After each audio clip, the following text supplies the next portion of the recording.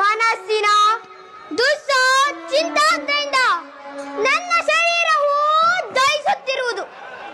ದುರ್ಯೋಧನ, ನಿನ್ನ ಕತ್ತಲೆಯ ಕಾರಾಗಾರವನ್ನು ನಾನಿನ್ನು ಮರೆತಿಲ್ಲ.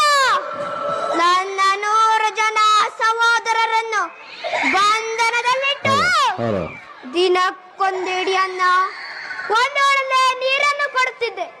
ಆ ನನ್ನ ಸಹೋದರರು ಆ ಇಡೀ ಕೂಳನ್ನು ನನಗೆ ಕೊಟ್ಟು ತಾವೆಲ್ಲರೂ ಉಪವಾಸ ಮಾಡಿ ಒಬ್ಬೊಬ್ಬರಾಗಿ ಸತ್ತರು. ಮೃತ್ಯುವಿನ ಕೊನೆಯ ಉಚ್ಛ್ವಾಸದಿಂದ ನಿನ್ನನ್ನು ಶಾಪಿಸುತ್ತಾ ಆ ಘೋರ ಹಿಂಸೆಯ ಪ್ರತಿಶೋಧದ ಭಾರವನ್ನು ನನಗೊಪ್ಪಿಸಿ ಸತ್ತರು. ಅವರ ಮೃತದೇಹಗಳ ಸ್ಥಿರ ದೃಷ್ಟಿ ಈಗಲೂ ಸಿಡಿಲಂತೆ ನನ್ನ ಹೃದಯವನ್ನೇ ಬೆರೆಸುತ್ತಿರುವುದು. ಕುರು ರಕ್ತದ ಅಜಸ್ತ್ರಧಾರೆಯಿಂದ ಪುನಃ ಅವರನ್ನು ಜೀವನ ಕಳಿಸುವೆನು. ಅಳಬೇಡಿರಿ ನನ್ನ ತಮಗೆ ಸಹೋದರರೇ, ಅಳಬೇಡಿರಿ ನನ್ನ ತಮಗೆ ಸಹೋದರರೇ, ಅಳಬೇಡಿರಿ.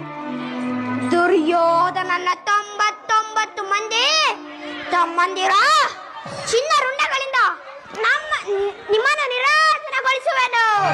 ಕೌರವೇಶ್ವರ, ನರಕದ ಭಯಂಕರ ಹಿಂಸೆಗಿಂತಲೂ ಕುರುಕ್ಷೇತ್ರದಲ್ಲಿ ಶಕುನಿಯಿಂದ ನಿನಗಾಗುವ ಹಿಂಸೆಯು ಭಯಾನಕವೆನಿಸುವುದು.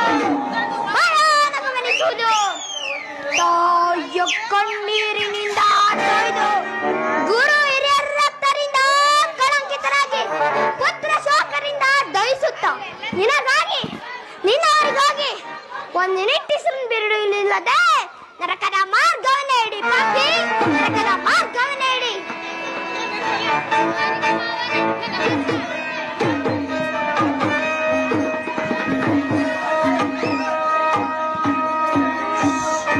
ಯಾರಿಗೆ ಮಾವ ನರಕದ ಮಾರ್ಗ?